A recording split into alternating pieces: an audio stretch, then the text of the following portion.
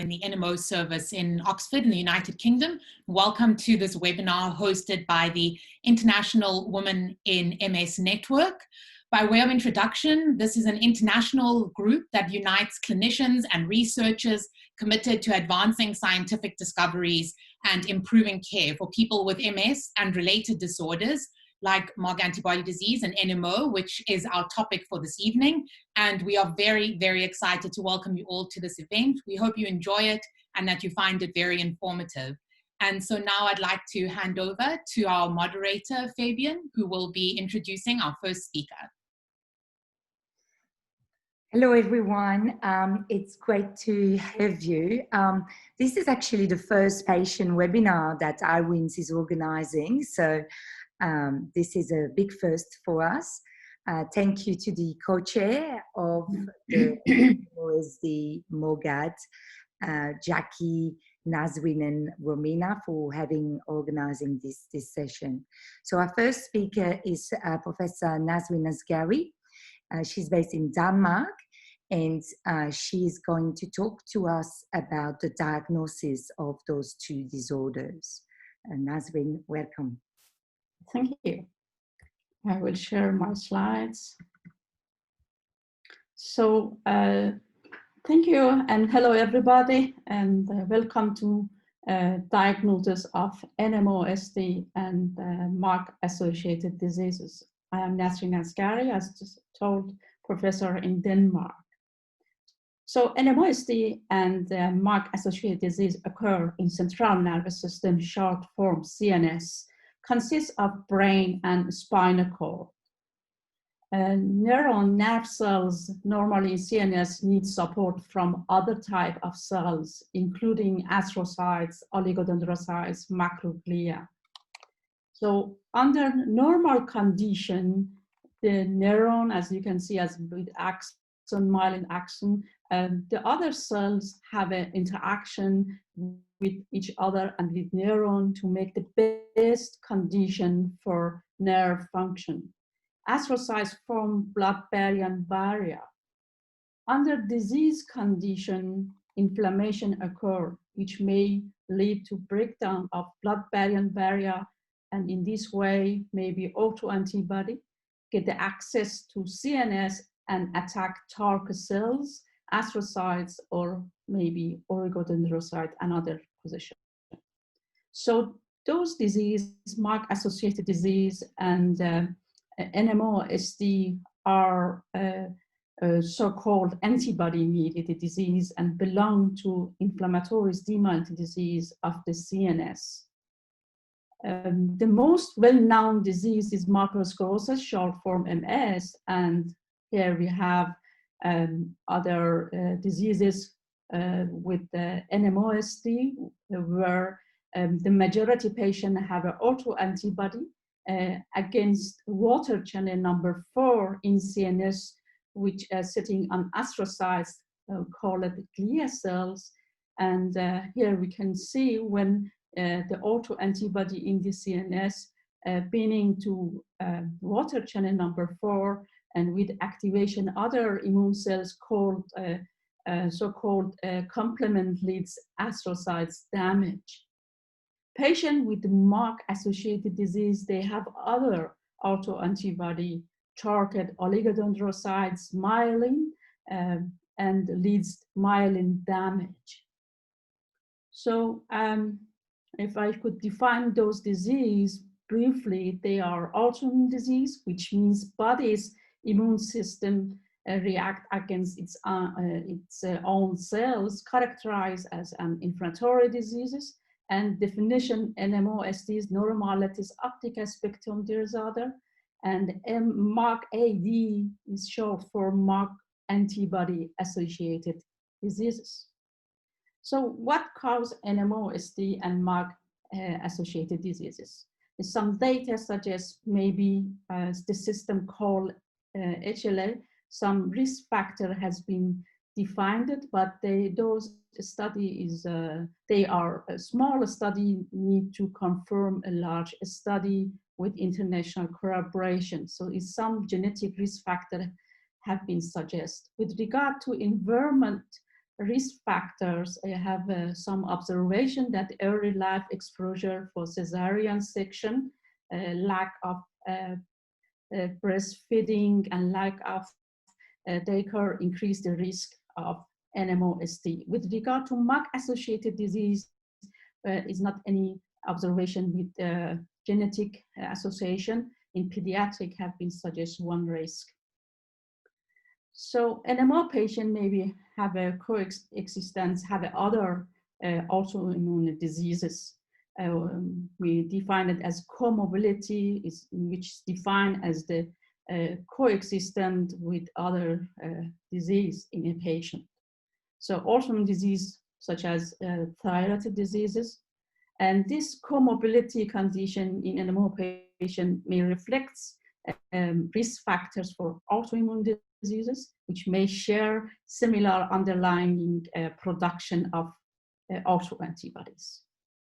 So clinical presentation, we know, you feel it, you know better than I do, with optic neuritis, pain, and affect the visual function. If they are, you have an attack in spinal cord, you have a classic lesion, and with paralysis and pain and other symptoms. Sometimes the attack may be at the area postrema, is a site on the brain stems, and leads some limited symptom, including hiccups or vomiting. And during the time, maybe you get more symptoms with paralysis and pain until here we can see this case after 12 days, the patient have a severe symptoms corresponding to size of lesions. NMOSD disability is attack related. Here the case, the patient had onset of disease in 1987, but unfortunately that time misdiagnosed as the MS, multiple sclerosis, and received MS therapy, which leads relapses, several relapses in spinal cord. Sometimes if you don't get the correct treatment, maybe leads to damage of nervous system here with atrophy of spinal cord and affection of optic nerve as patient condition was severe. So how we make a diagnosis? Need a neurological examination. You will maybe perform MRI scan to a view of the brain, optic nerve, spinal cord. We need the blood tests for occurrence of autoantibody, aquaporin 4 IgG or MOG IgG. And patient maybe need have a spinal tape to evaluate inflammation, other immune cells, protein, other and maybe autoantibody, and exclusion of other reason for patient's conditions, and maybe other examinations such as stimulation and response test and UCD.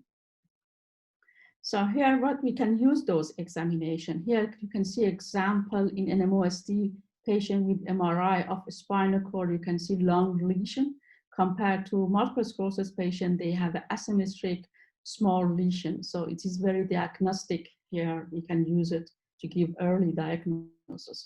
So here with UCT is another imaging of optic nerve and retina cells. We can see differences between optic neuritis related to multiple sclerosis and optic neuritis related to NMO, which is a different location and extension compared to MS patients. So those possibility examination here can distinguish between multiple sclerosis and NMOSD patient.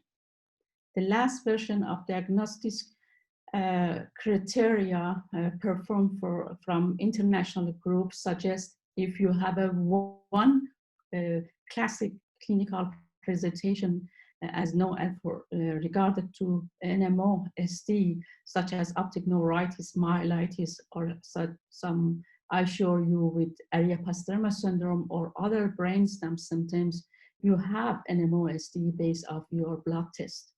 If you don't have an autoantibody, you need to have at least more clinical classic presentation confirmed by MRI, which is a different site of central nervous system.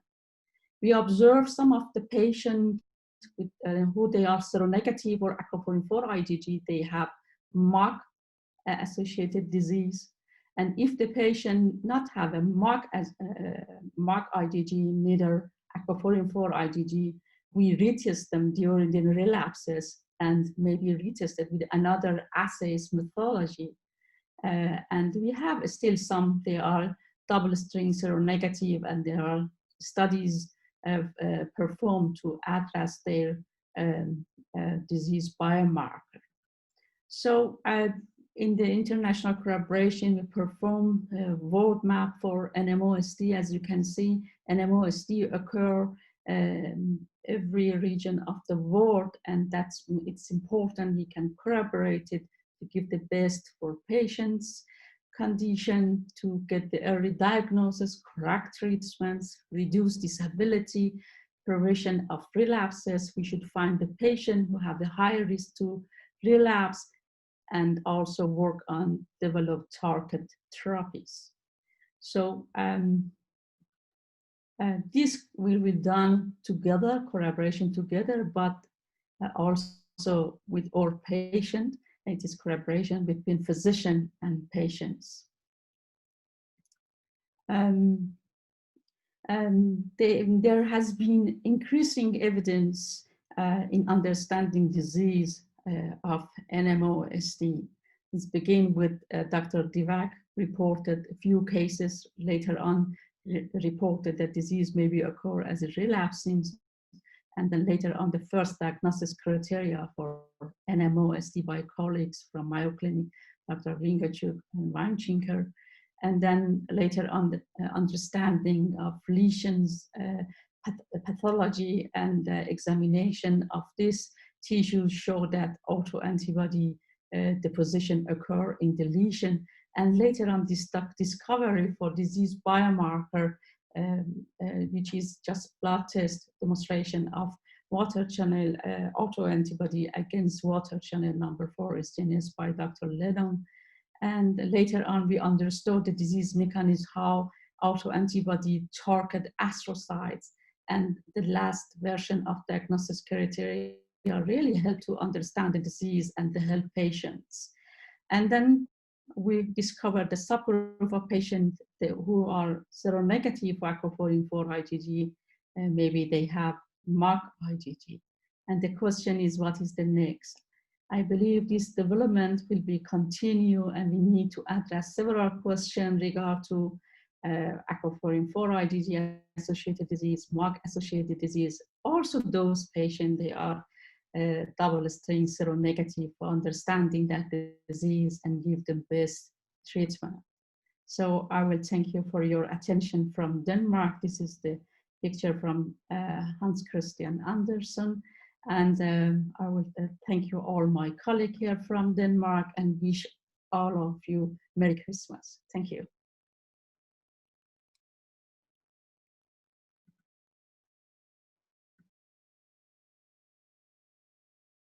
Thank you very much, Nasrin. It's really good.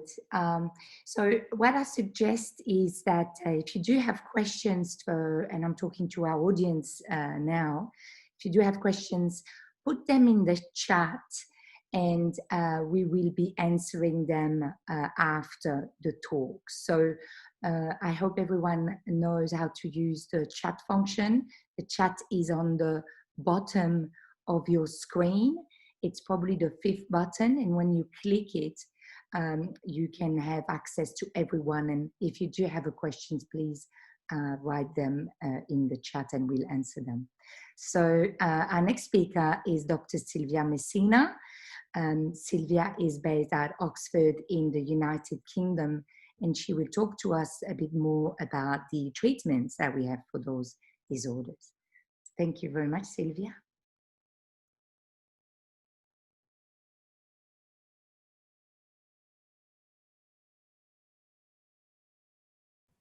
You're muted. Yes. Can you hear me now? Yes. Yeah. Can you hear me? Okay.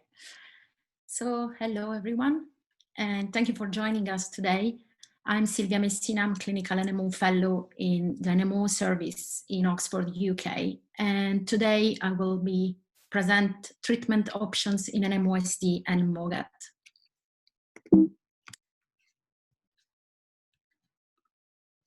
So, as Nasrin told us, aquaporin 4 disease is different from multiple sclerosis. And one of the main reasons is, of course, the presence of the aquaporin 4, which are directed, the aquaporin 4 antibodies, against the astrocytes. So the damage of the astrocytes is the main event in NMOSD aquaporin 4. In MS, the T cells are the main actors, and they drive the demyelination and the damage of the oligodendrocyte. MOG antibodies disease is an antibody disease condition where the MOG antibodies are directed against the oligodendrocytes. So the demyelination is the primary event. But we also have a group of people with a condition which is similar to NMOSD, but where the antibodies are negative. So we may think that there are some antibody targets that are still unknown. So when we discuss aquaporin 4 antibodies disease and MOG antibodies disease, there are some clinical and demographic differences. So aquaporin 4 disease is much more common in women with an sex ratio of 9:1, while in MOGAD this sex ratio is 1.5:1, so it's not as striking as in aquaporin 4. Also, the onset age is older in NMOSD aquaporin 4 patients when compared to MOGAD. And also, the NMOSD is more common among non-white people, while there is no differences in MOGAD. The disease course is relapsing in aquaporin 4 NMOSD and when not treated, while in MOGAD, 56% of people can have a single attack and 44% have a relapsing condition. And the majority of the symptoms, they tend to overlap in between the two conditions with some differences. For example, unexplained hiccups or nausea and vomiting, they are much more common in NMOSD aquaporin 4. However, they can be present in up to 10% of MOGAD patients. Vision loss, eye pain are common in both conditions, as well as limb weakness, bladder dysfunction, and sensory loss. But when we discuss the management of NMOSD aquaporin 4 and MOGAD, we have to consider different treatment scenarios. First of all, we have to discuss the acute treatment. Then we have to discuss the long-term management, so relapse prevention. We also have to consider the possibility of rebound and long-term treatment in MOGAD patients. And also, nowadays, COVID-19, of course, can have a role in our management of immunosuppression and also in the decision about vaccination. So for the acute treatment, we usually use high dose of steroids, so 1 gram up to 7 days. And in case of poor response or significant disability, then we have other options. We can use plasma exchange or IVIG. Or if there is still a poor response, we can consider also another course of steroids. But what are the predictors of good recovery? Well, time is important. Time is the key. So as soon as we treat the acute event, higher is the chance to have a good recovery. Also, a younger age is usually associated with better recovery. And if we had a good recovery from previous attack, higher is the chance that we can have a good recovery from further attack. It is also important the type of central nervous system attack. In fact, usually an inflammation of the spinal cord may require more time to recover. When we have an NMOSD with aquaporin 4 antibodies, of course, the risk of relapse is high. So we have to consider to treat them with steroids, prednisolone, low dose, associated with steroid-sparing agent. The most widely used treatment are azathioprine, mycophenolate, and methotrexate, which are tablets, so oral treatment, And then we also have rituximab, which is an IV treatment. If the person has a relapse, then we should consider to switch to another first-line treatment. So maybe one of the other treatment with a different mechanism of action. We can also consider other drugs which are less used in NMOSD, but they are also effective as immunosuppressant, like cyclosporine tacrolimus. And we can also consider regular plasma exchange or IVIG. However, we do not really have enough data to support this management. And now we have also three new recent treatment that can be considered in aquaporin 4 antibodies relapse prevention. So when we compare the three most used drugs among them, we can see that rituximab definitely is more effective than mycophenolate, which is slightly more effective than azathioprine. Azathioprine is usually the first choice when we have women of childbearing age, as azathioprine can be used during pregnancy, so it's easier for us to keep our patients with azathioprine over pregnancies. And also, azathioprine mycophenolate, we have many years of experience because they have been used, and so we have a lot of information and data about their management and about the management of long-term possible side effects. Rituximab is a newer drug. It can be given intravenously 4 times a year. It's an effective drug. It requires an infective screen before and also effective screen over time, like before doing following infusions. What about the DMT? DMT are drugs that are used in multiple sclerosis, so interferon beta, glatiramer acetate, dimethyl fumarate, fingolimod, natalizumab, alemtuzumab. So there are many reports of increased number of relapses and severe relapses when using these drugs in people with aquaporin 4 antibodies. Therefore, they have to be avoided in people with aquaporin 4 antibodies. And let's have a look to the new treatment. So, sartalizumab is one of the drugs that have been recently studied. Sartalizumab is a drug against the receptor of the IL-6. IL-6 is a protein, a pro-inflammatory protein, and seems that this protein is quite high in the bloods of people with aquaporin 4 antibodies. Therefore, if we manage to stop this IL-6, we can manage to reduce part of the inflammation. Another drug is the inebilizumab. Inebilizumab is similar to rituximab, is a drug which can reduce the number of B cells, circulating B cells. The B cells are those cells able to produce the antibodies. And then we have eculizumab, which is a drug directed against the complement. Complement is a protein involved also in the immune system, and it seems it's able to drive the damage of the astrocyte. As I told you before, the astrocytes are the main cells damaged in aquaporin 4 positive patients. And let's have a look more in details to the comparison of these 3 new drugs.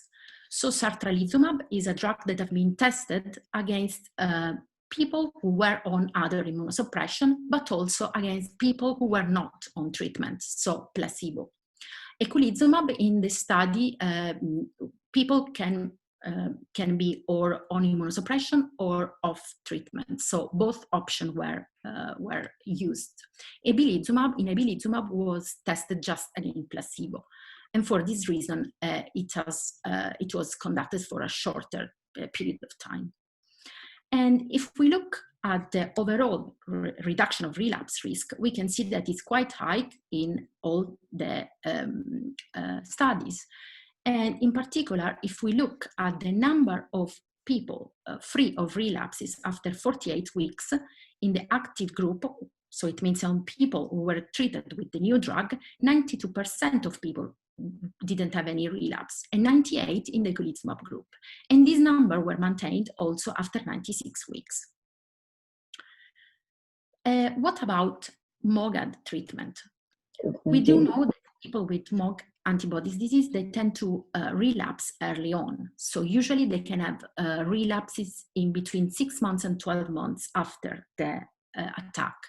So what we did is to test and to compare the treatment duration, the steroids treatment duration, and we look at those people who were treated for less than 1 month, between 1 and 3 months, more than 6 months, and 3 and 6 months. And we found that if people were treated for 3, 6 months and more than 6 months, they were less likely to relapse when compared to people who were treated for less.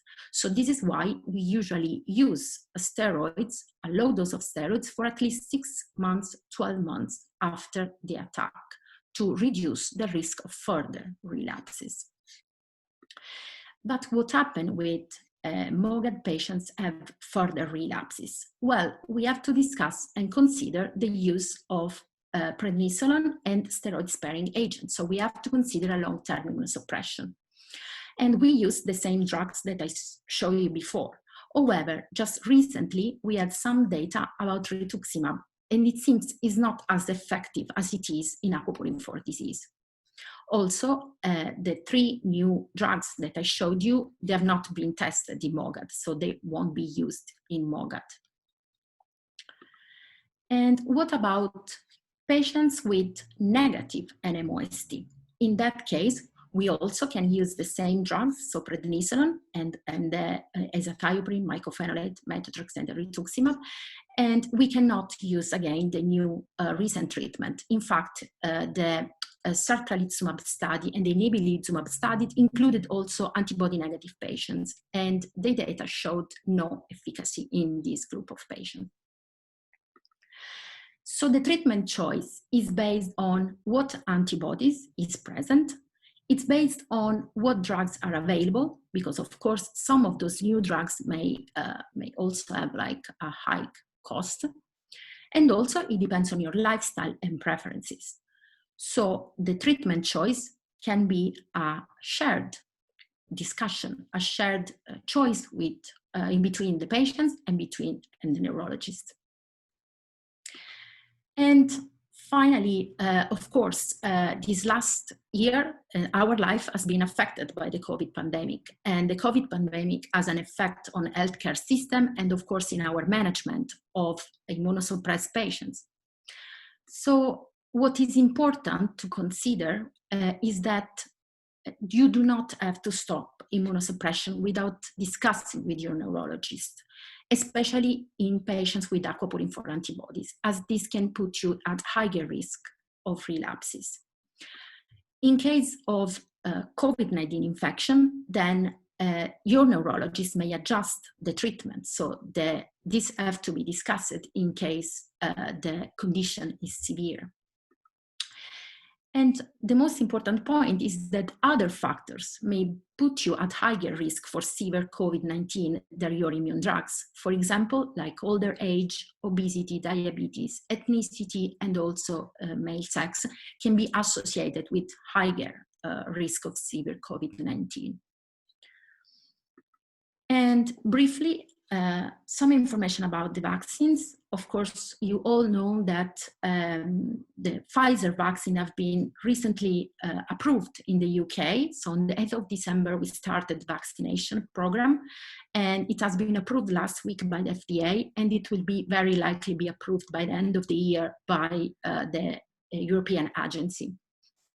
So the Pfizer vaccine is an RNA vaccine, and as well as the Moderna vaccine, while the AstraZeneca vaccine and the Sputnik vaccine, which are the other vaccine on the pipeline, they are using a viral vector, so an inactive virus loaded with genetic material able to produce then the protein spike, which will be, which is the protein basically used by the virus to enter into our cells.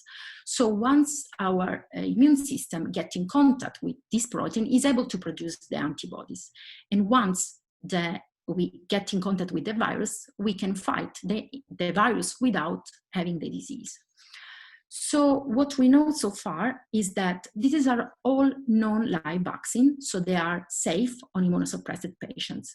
What it is not clear is if if being on immune suppression drugs can reduce the ability to respond to the vaccine. Because of course, all these vaccines have been tested on people without other conditions. So we don't know if they will be as effective as in people without immunosuppression. But of course, what we know is that they are safe. There is no reason we can think these are not safe.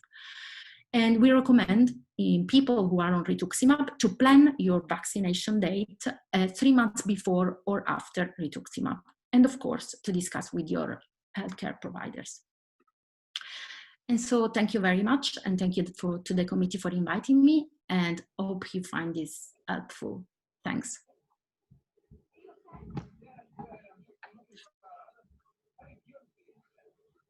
Thank you, Silvia, and that was very comprehensive. So just reminding everyone that the recording will be posted on the website.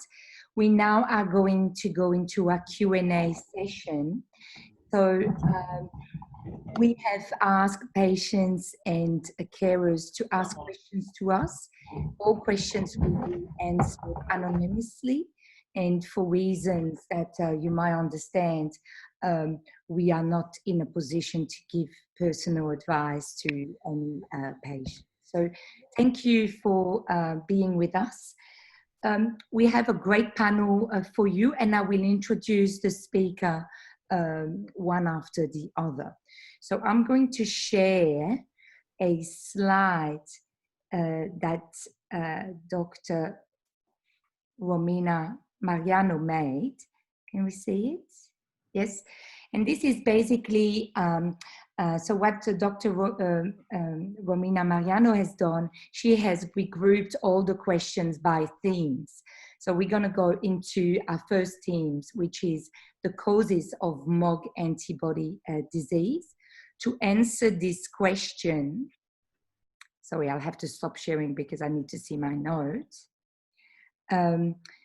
The first questions I have is for Dr. Sudarshini Ramanathan. Darshi is based in Australia.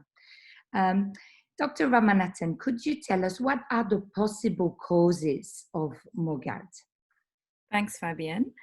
So some of the questions that had been referred to in this particular theme was possible causes and triggers of MOGAD. So the etiology of MOGAD is an evolving process. At its most basic level, it's an autoimmune disorder. And in keeping with other autoimmune disorders, there's likely to be some failure of the normal mechanisms of immune tolerance that we have evolved to develop. So this means that antibody-producing cells can release antibodies that target self-proteins, as was alluded to in the previous talks. About 30 to 40% of MOGAD patients have some type of infectious prodrome, and this was a recurring theme in the questions. And this can often happen in the few weeks preceding the first onset of MOG-related symptoms. So sometimes this is in the form of a viral upper respiratory tract infection. There have been case reports of a gastroenteritis type infection or an acute eye infection. In some cases, a specific virus is known in serology, but in most cases, the specific infectious trigger is not known. And some cases of MOGAD and even other immune disorders do come in the few weeks post other immune-related events, such as a particular vaccination. So this phenomenon of a preceding viral prodrome or immune dysfunction before disease onset in a proportion of patients may suggest that when there is a systemic inflammatory process, then the blood-brain barrier, which usually limits what kind of cells have access to the brain and spinal cord, is a bit leakier than usual. So antibodies such as MOG that are circulating in the bloodstream may be able to traverse this blood-brain barrier and gain access to the brain and the spinal cord and the optic nerve to cause the problems we see. In terms of other causes or triggers, being post-delivery or during pregnancy was one of the questions. And all autoimmune disorders, including MOG, do tend to have a spike in relapses after giving birth, because during pregnancy, the body is in a naturally immunosuppressed state to tolerate the foreign body or the fetus. So once the baby is delivered, this transition in the immune balance can sometimes result in relapses. And we see this in MS, and that we do see this in MOG to some degree as well. So as clinicians, we have to be watchful for this and manage treatment during and after pregnancy very closely. And then I suppose the last thing I'd like to mention is that in some disorders, autoimmune neurological disorders, there are clear genetic contributions that put people at risk. And this is definitely the case in multiple sclerosis. To date, there have been smaller studies, but we don't yet have a clear genetic contribution to MOGAD, and this work is still being done. Thank you. Thank you, Dr. Ramanathan. Now we will go into the symptoms of MOGAD, and I will ask Dr. Hacohen. Dr. Yael Hacohen is based in London in the UK to answer a question that we had from a patient. This is a patient that was diagnosed as a MOGAD patient a few years ago, and that patient relapsed quite quickly after 6 months. And now that patient is treated with steroids, which is called prednisolone, and azathioprine. So, however, this patient is struggling with extreme fatigue, and she has some seizure-like events, and she would like to know, is it normal? Is it normal, those seizures and fatigue? Is it part of the MOGAD type of disorder? So, Dr. Hacohen, do you have an answer for us?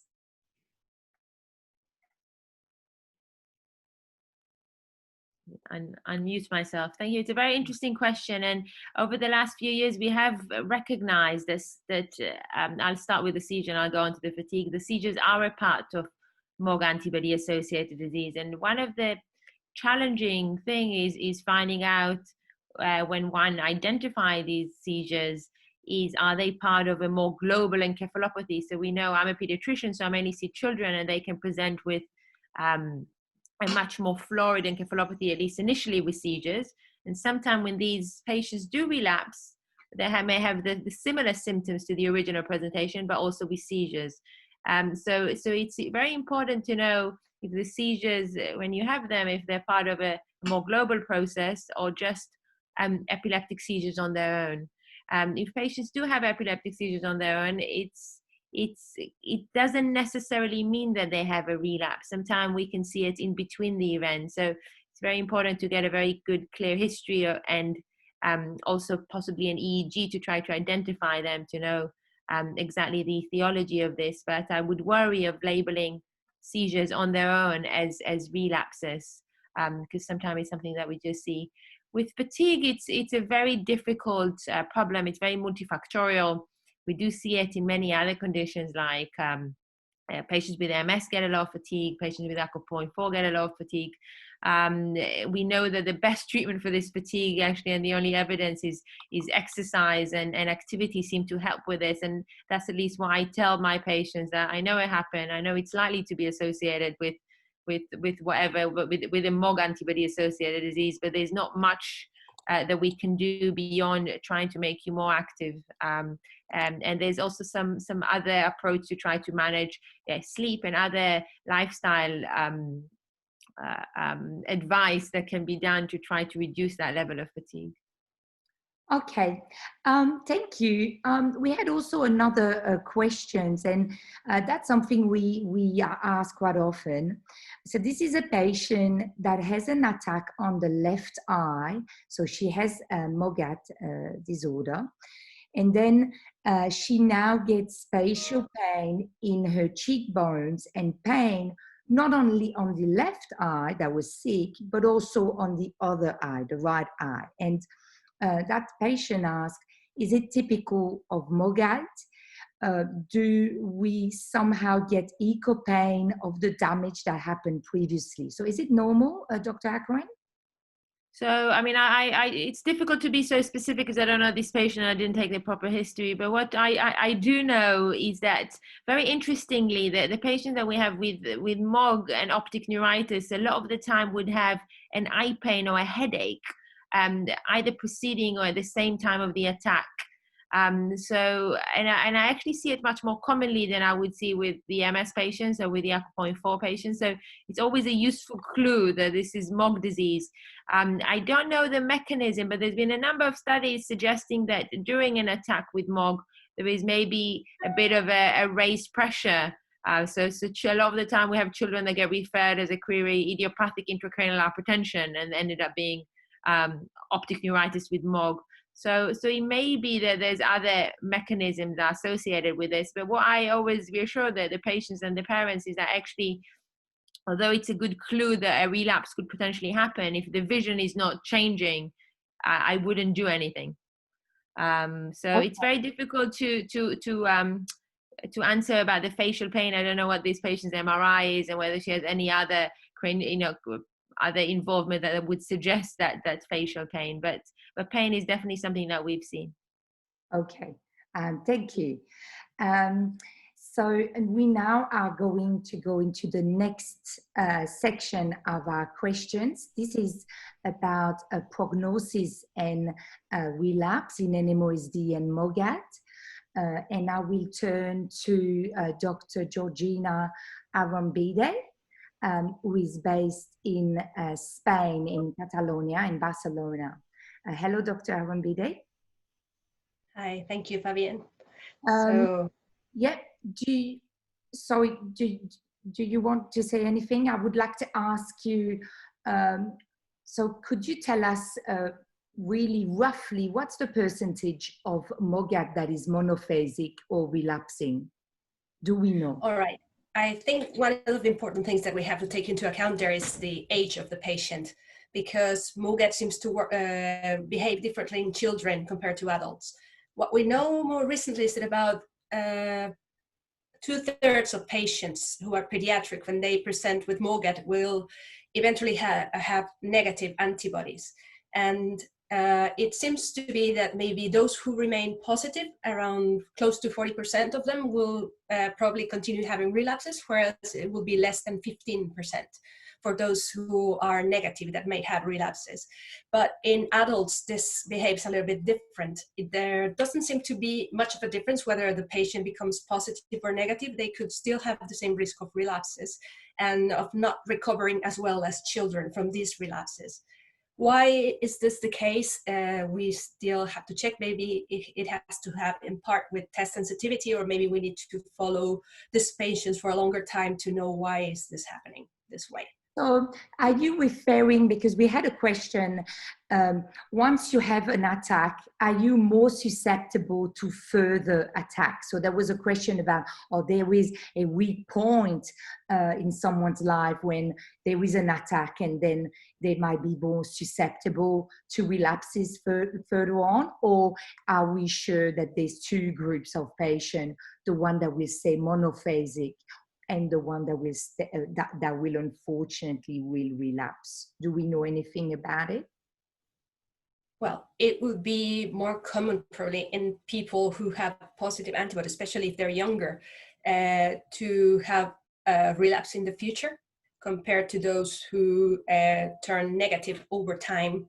But then again, this will be more common to see in children than in adults. So that's the thing that we have to take into account, that age is a very important factor to see the risk of relapses in the future. Okay, thank you. And we had a question about NMOSD that I would like to ask you. One patient asked us, is NMOSD a life-threatening disease? Can you give us more information about that? Well, if we talk about what we call the natural history of the disease, that is when we don't treat the disease, then if a patient has especially a lot of spinal cord attacks that are leaving a lot of sequels, of course this and if this continues over time, the possibilities of having complications, because you cannot move very well, maybe you cannot breathe very well, you might have also difficulties with sphincter function, so that may people more prone to infections, for example, and that could be one reason why people can die of NMOSD as an indirect cause. But then there are some other cases in which you can see also an attack that involves the area of the brain that has to control or that controls respiratory function, and then that could be life-threatening as well, of course. Okay, thank you very much, Dr. Arrambide.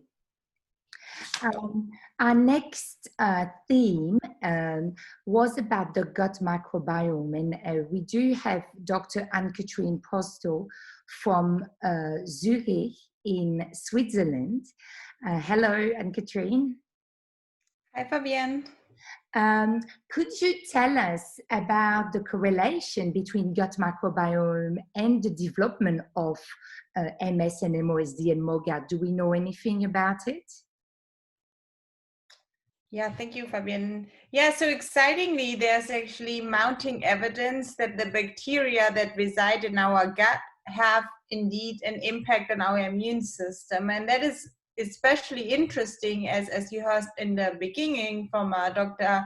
Asgari, that the environment has an important impact on the disease. And the way the environment impacts the immune system is mainly through the gut microbiota. So in a way, gut microbiota are a reflection of the environment and also the mediating factor to our immune system.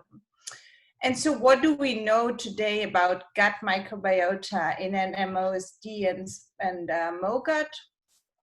So there's not many studies that are out there yet, but there is indeed evidence that the gut microbiota that are found in patients with NMOSD are different from healthy people, and that some of the bacteria that are altered in patients with NMOSD are potentially affecting the immune system.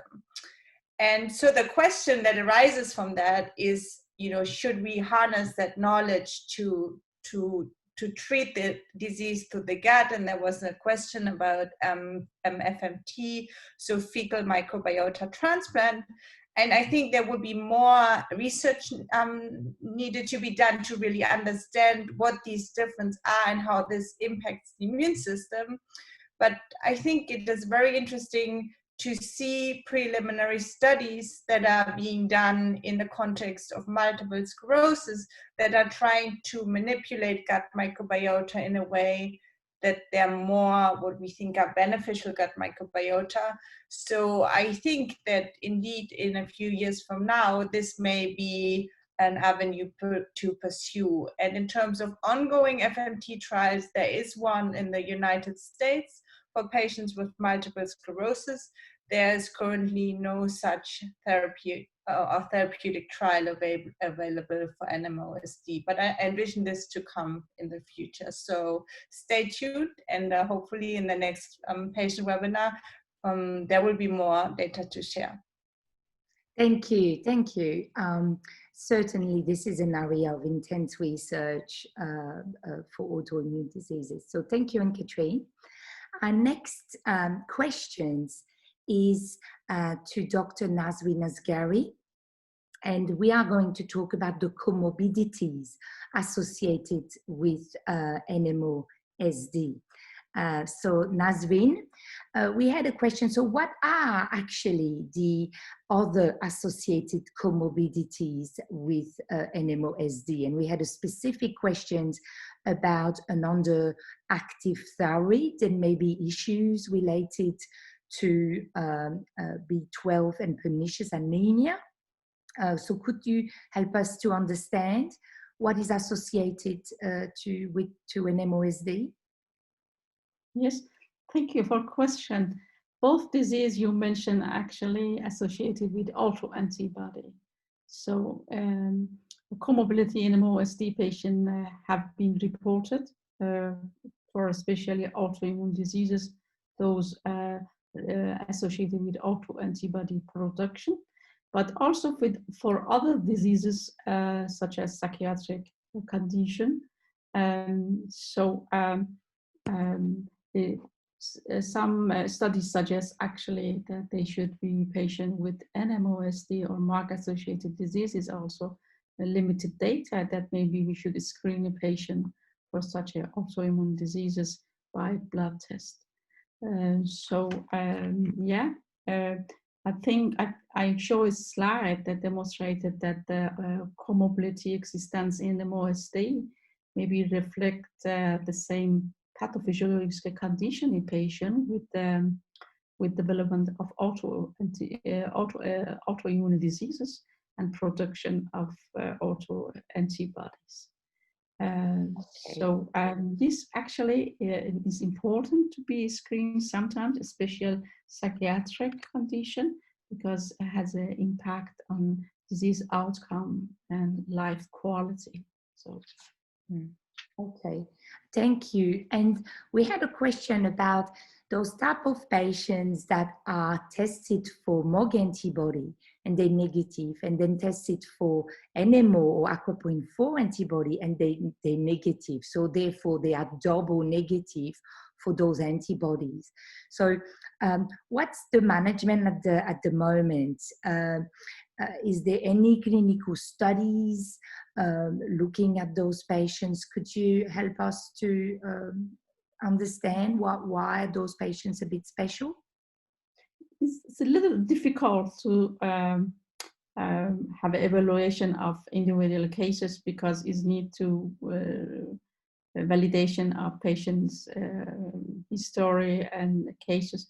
But general, we will say that if they have a clinical phenotype similar to NMOSD, and they qualify the diagnosis criteria for seronegative NMOSD, so they have NMOSD, and they should, as my colleague described, they should give the same treatment as we suggest for seropositive.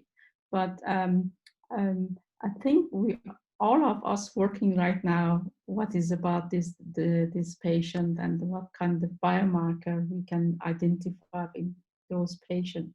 And what is the important with regard to understanding disease mechanism in those patients is that we require the process required longitudinal follow-up with MRI examination and examination of patient and several blood tests, also validation and other assays.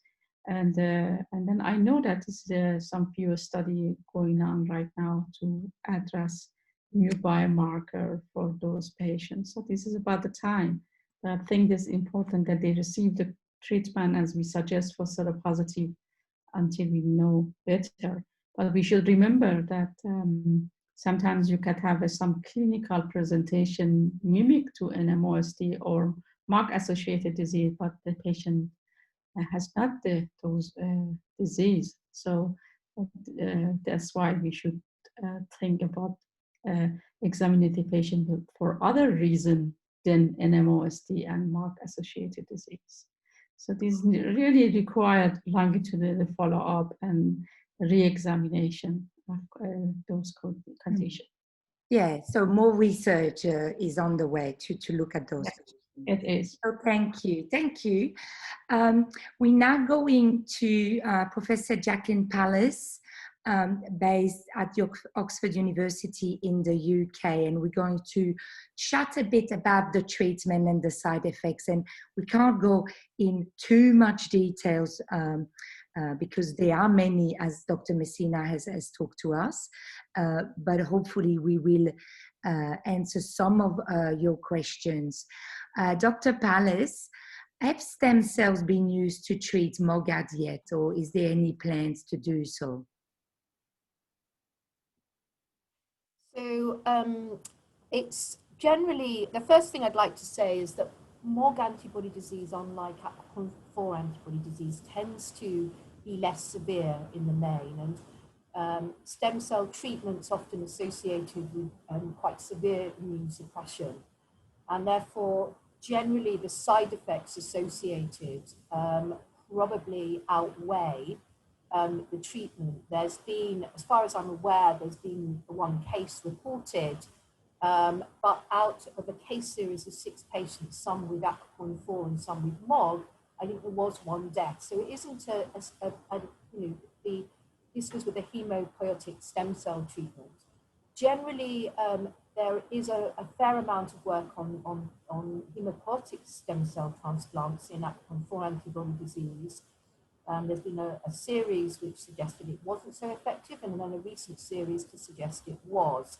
And it might be related to the treatments you give to suppress the immune system before you do the transplant.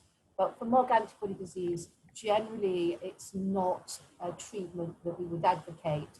It would be a really last resort, and it's very experimental at the time. Okay, thank you very much. Now, the last question I have for you is, how can we reduce the side effects of long-term steroid use? I think that's a very important question. I think it's important with corticosteroids, first of all, to warn everybody, because the biggest problem that many people have is weight gain.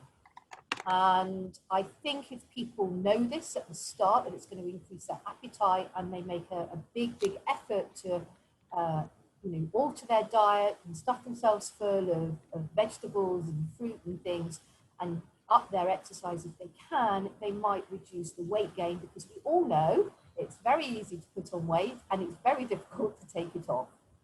So I think actually arming people at the start is important. We often use very high dose initially because it's very effective in many people, but the other thing we need to do is to get the treatment dose down quite quickly once we've got the disease under control, and get them down to low dose. I think once you're down to about 10 milligrams a day, then the side effect profile is much lower.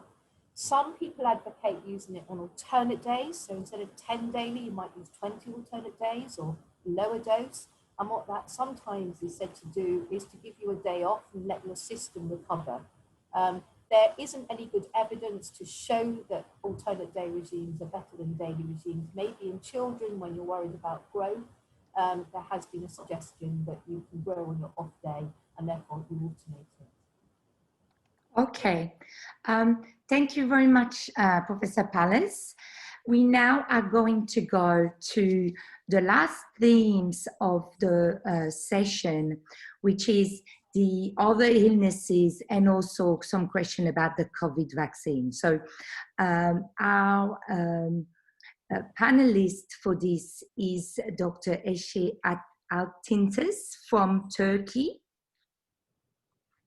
And Dr. Altintas, there was a question about if a patient has MOGAD, for example, and they get a disease, a normal kind of disease, for example, cold food poisoning, do they have more serious consequences than the general population because they have MOGAD?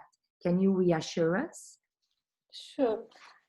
Actually, as we mentioned before, infections can cause some difficulty and can trigger the relapses for this group of patients. But for just the common cold and poisoning, we don't expect this exaggerated consequences actually in these patients.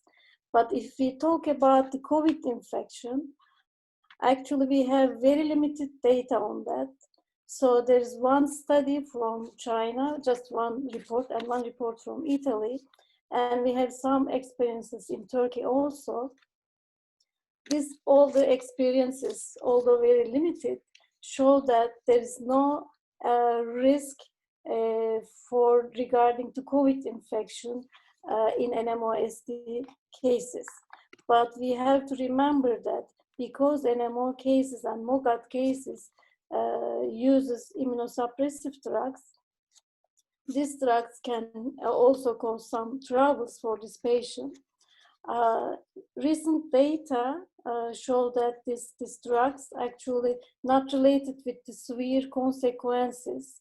In our 12 cases, NMO cases with the COVID infection, only one of them had pneumonia.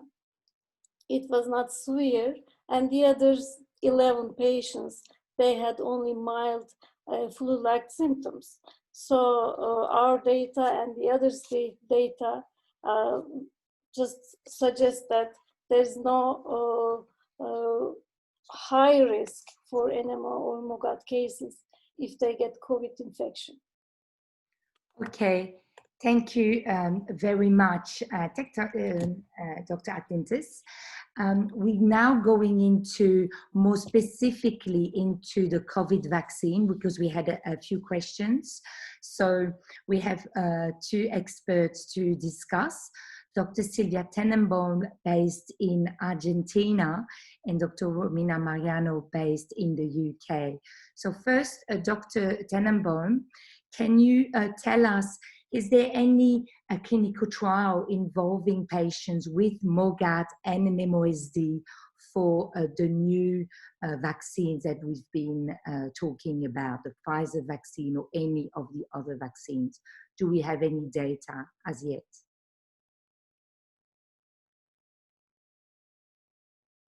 You're muted, Silvia. Yes, you're muted.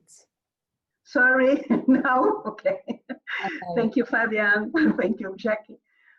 Okay, it's very interesting, the question, because the study that was developed and recently published last week showing the safety and the impact of the COVID-19 vaccine from BioNTech and Pfizer recruited only adult patients, for example, not patients under the age of 16, patients, healthy individuals without severe diseases or with chronic diseases but in a stable situation.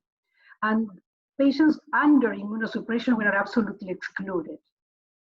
So we don't have information regarding the impact of the vaccination, of the safety of the safety profile in children, in individuals under the age of 16, in pregnant women, or in the population of patients under immunosuppression, whether they have NMOSD or more disease.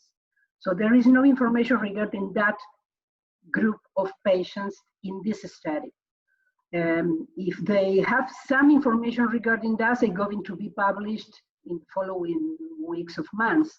But nowadays, we don't know. There is still a lot that we don't know regarding this vaccine and other vaccine proposed for this disease, that we don't have information, specific scientific information. We do have some recommendations from experts, the American Academy Association of the British Academy of Neurologists, but these are just expert recommendations that consider this is not a live viral vaccine. We don't expect that this would be unsafe for those patients under immunosuppression, but we don't have specific data. We may propose that patients, but we don't have the real data, that patients under rituximab or any other B-cell depleting medication may receive the vaccine after 3 or 4 months after their last dose of the immunosuppressive drug. But it's just a recommendation from an expert opinion. We don't have real data from the study. Okay, thank you. Dr. Mariano, do you have anything to add? Do you know if there will be some clinical trial involving patients on rituximab, for example, or do you have any other information for us? Thank you. I'm not aware specifically of any particular clinical trial currently planned, but I think what I would add is just that there are two issues: the safety issue that we've just spoken about, and then also just the effectiveness of vaccines in people that are immunocompromised. And what we don't know is the degree of effectiveness across the different people and based on the specific treatment that they're taking. There have been some studies done in transplant patients where they looked at their response to the flu vaccine and found that certain combinations of treatments that immunosuppress you can lead to a lower response to vaccines. So it might be that you don't achieve the same level of immunity. So the NIHR in the USA and the Association of British Neurologists have also offered some opinions saying that some immunity might be better than no immunity at all. But I think the overall recommendation that's coming across is just that we know that it takes time to gain immunity from the vaccine. You do need 2 doses, and that in general vaccines can take up to a few weeks for people to become immune, even if they're not immunocompromised. So my overall message to patients would just be to make sure that you still follow, if you do get the vaccine, that immediately thereafter you do still continue to follow social distancing guidelines and government guidelines, and you just stay up to date because information is constantly updated. So basically just keep up to date, and things change all the time. And so if you speak to your healthcare provider, that would be the best thing, to get an individual opinion based on your specific treatment and your specific case. Okay. Well, thank you for that. Now it's time to finish this session. What I would like to say is all the questions that we haven't had the time to answer will be posted on our website together with short answers, and we'll kindly ask the panelists to help us with this. The session will be recorded and will be posted on the website in a few days. So let me first really express my thanks, and really many thanks to our panelists, Professor Atlintas, Dr. Arrambide, Professor Asgari, Dr. Hacohen, Dr. Mariano, Dr. Messina, Professor Palace, Dr. Probstel, Dr. Ramanathan, and Professor Tenembaum. It's been a pleasure to have you here, and I hope that all the patients on the call will have some answers to the questions. So thank you to the patients, and many thanks to the leadership of the NMOSD MOGAD scientific group of iWiMS that has organized this session, Dr. Palace, Asgari, and Mariano. Thank you very much to all. Thank you to you. Thank you. Thank you. Thank you, Fabienne. You've been a good chair. Thank you, Fabienne.